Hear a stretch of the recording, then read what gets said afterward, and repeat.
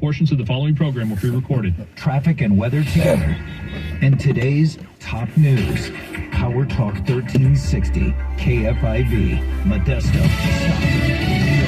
Good faith and transparency. I'm Lisa Brady, Fox News. Words the White House continues to use as a special counsel probes the president's handling of classified documents. The president's been fully cooperative, and he's directed his team to be fully cooperative. And that's because he believes in the independence of the Justice Department. He believes in giving them the space to conduct a thorough review. White House counsel's office spokesman Ian Sams after the FBI searched the president's Delaware beach house today for more than 3 hours. The president's personal attorney says no classified documents were found. Today's search was the third conducted as part of an investigation into the potential mishandling of classified documents after sensitive material was discovered in the president's Wilmington, Delaware home and a former office space at the Penn Biden Center. Fox's Jared Halpern at the White House. President Biden continues to crack down on what he calls junk fees, urging Congress to take action on ticket prices during a meeting of his competition council. We should lower the huge service companies like Ticketmaster slap onto tickets for concerts or sporting events that can easily add hundreds of bucks to a family's night out. In the meantime, the administration accuses credit card companies of exploiting a legal loophole to charge billions more in late fees, proposing a new rule to lower those charges.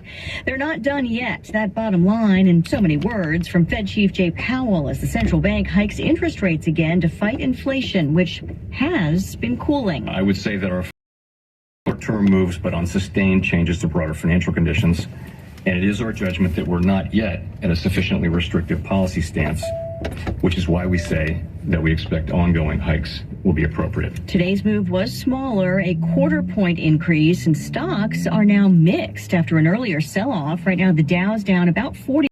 It had been down over 300. The S&P and the NASDAQ are higher. America is listening to Fox News. Now, Power Talk 1360 traffic. Mornings and afternoons from the KFIV Traffic Center. It's a good time to be hitting the roadways. The morning commute is over. The afternoon has not yet begun, and we're looking at traffic pretty much at the speed limit over the Altamont Pass in both directions along 580. You're going to continue in the eastbound direction. Continues trouble-free through Tracy, and at the limit northbound 5 all the way up towards Stockton. For the Valley's most frequent reports, 2 to 1360 a.m. KFIV. Real news. In real time. Here's your Power Talk 1360 news update. Good afternoon, I'm Dana Hess. Tracy Police Department officials releasing body camera footage of an officer shooting a 17-year-old Friday. Tracy police officers reviewed the body camera footage at a press conference yesterday. Footage shows a teen approaching police with a knife while on a bicycle. Officer told him to put the knife down 5 times. The teen did not comply and kept getting closer and was shot twice by the officer. And officers seen applying a tourniquet where the teen was shot. Then the paramedics arrived. Teen is in the hospital with serious injuries. San Mateo native Tom Brady announcing his retirement from football this morning. Last year, Brady issued a long essay announcing his decision to retire, but ended up coming back for one more season. But this time around, the announcement was short and to the point. When I woke up this morning, I figured I'd just press record and let you guys know first. So it won't be long. You only get one super emotional retirement essay, and I used mine up last year. So Brady grew up in the Bay Area and was a noted San Francisco 49ers fan. There have been countless rumors that he could potentially sign with the Niners this offseason, but decided to hang up the cleats for good. The 7-time Super Bowl champion and the all-time NFL leader in passing yards and touchdown passes. A free dental care event for children taking place this Saturday in Sonora. Sign-ups for the event start at 8:30 in the morning. Insurance is not needed. Safari Smiles and Dental provides care for children ages 1 to 18 in Tuolumne County, part of National Children's Dental Month, which is held in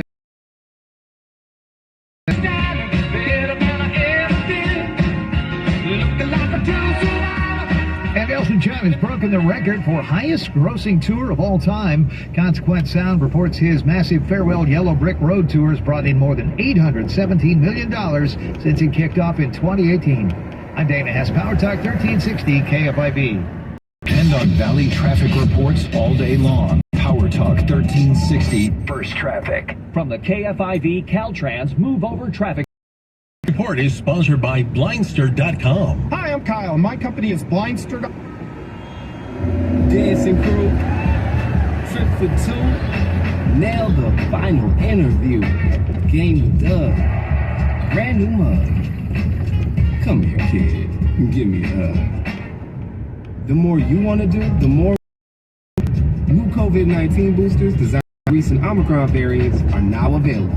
Learn about eligibility and schedule a free booster today at vaccines.gov. Sponsored by Pfizer and BioNTech.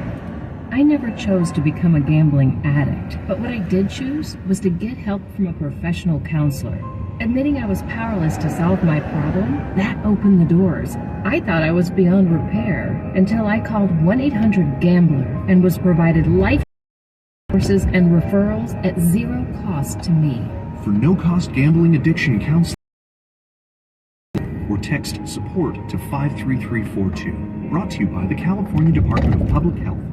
This February, Xfinity Flex is unlocking premium entertainment for you to try every single week, no strings attached. Celebrate during Black History Month with shows like Unsung the Decades. Snuggle up during Valentine's Day with a Lifetime Movie Club pick like Harry and Meghan, A Royal Romance. Or crank up the action with Godfather of Harlem from MGM Plus. Get down and funky with the Classic Soul playlist from iHeartRadio. Content each week across the best streaming app. Say free this week into your Xfinity voice remote. Website for your chance to win. This cash contest brought to you by Canines on the Move. Canines on the Move now offers boarding and bath in January and book a board and a bath for 25% off. Give your dog a staycation and you a break. Call 209-250-1151. Listen for the keyword and enter that word on our website, powertalk1360.com. Well, we're coming to your city. Gonna play cars and sing you a country song. We'll all be flying higher than a jetliner. And if you want a little bang in your yin-yang, come along. And I also believe it is critical for the FBI to search Hunter Biden's home and office residences to make sure there are no classified documents there, given all the evidence that's piling up. Let me be clear. If any of these bills somehow got past the House and the Senate, I will veto them. It's really, that's also what's also exciting about our small businesses and who they are, because it spans the generations in addition to being intergenerational. Freedom is back in style. Welcome to the revolution. Yeah, we're coming to your city. Gonna play our guitars and sing you a country song.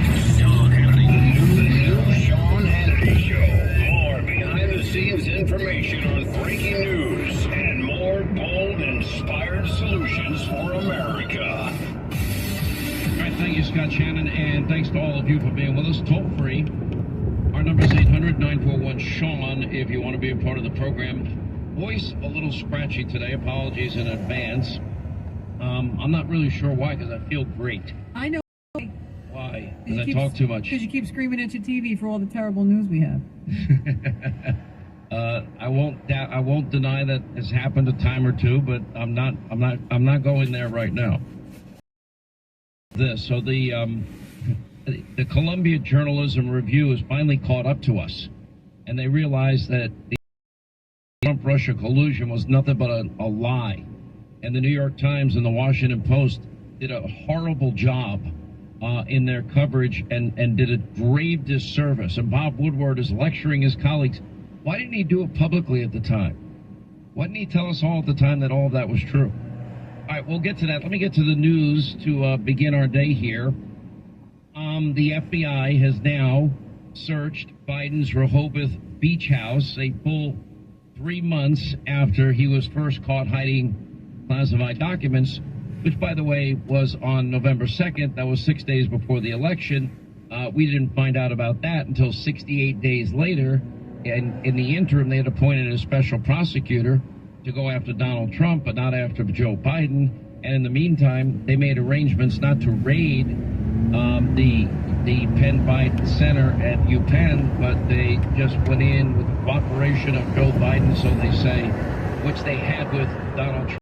They chose not to use because Christopher Wray and Eric Carlin, they had no idea that Joe was going to end up being worse than Donald Trump, and here we are. We're going to get to the issue of all of the trove of documents at the University of Delaware. We'll have to ask, when are they search there. We're there in for a search of their life, and that is not hyperbole on my part, because at the University of Delaware, now remember that these documents have been there well over 10 years. They delivered 33 pallets of documents in 2 trucks, 1,800 cartons of papers, and 415 gigabytes of electronic records.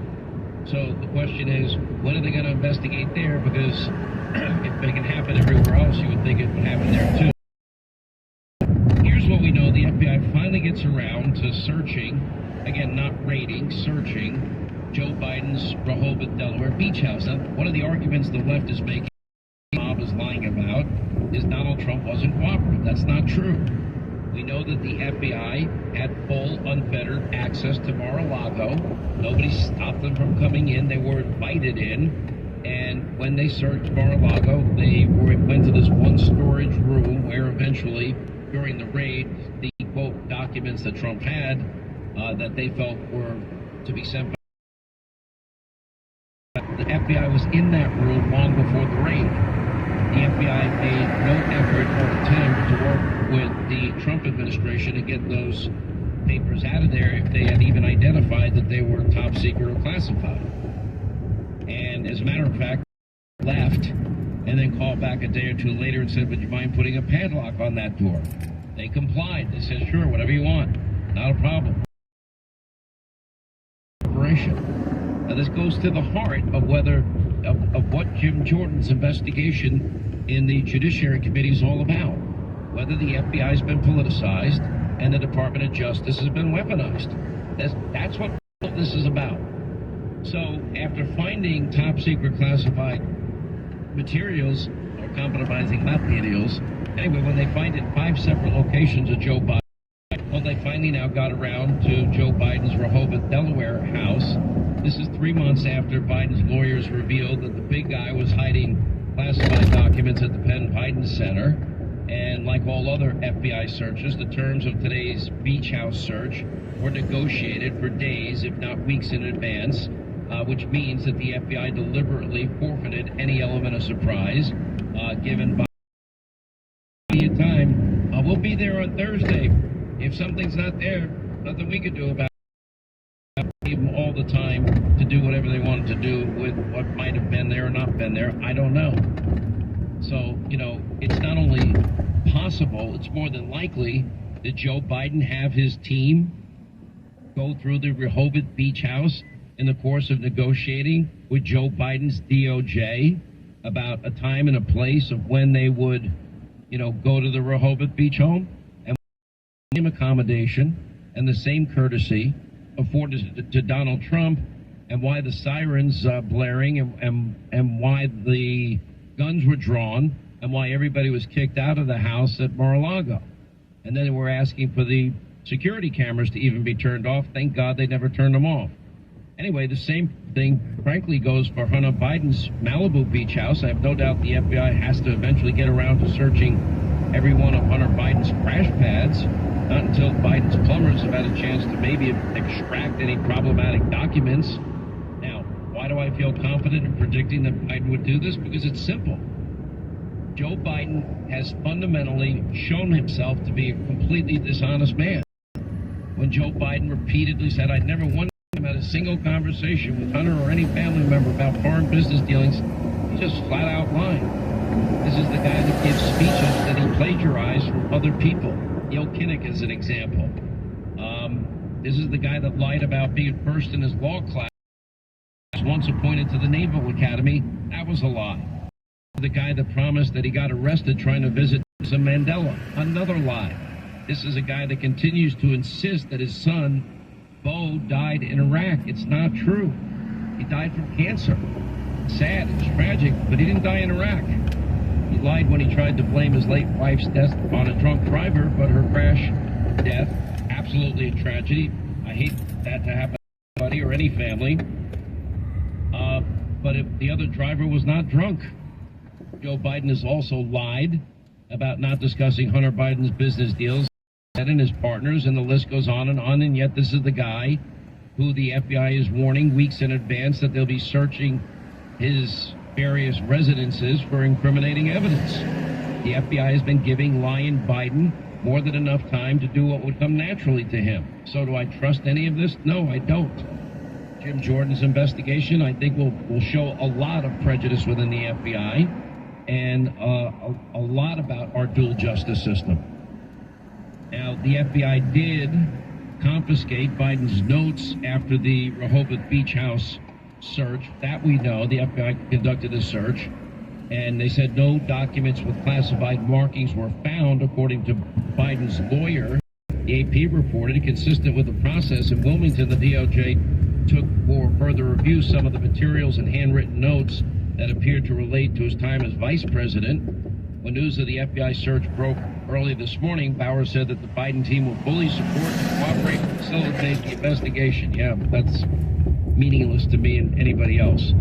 But, you know, there's so many other issues here that are associated with all of this. You know, we now know that Biden's personal office was searched by the FBI way back in November. Now, they found out about these documents November 2nd. Why didn't they tell the country before the election? At around the exact same time, they were appointing a special prosecutor. We know that they were also searching the Penn Biden Center, but they didn't tell us about that either. They didn't tell us about the November 2nd discovery until 68 days later.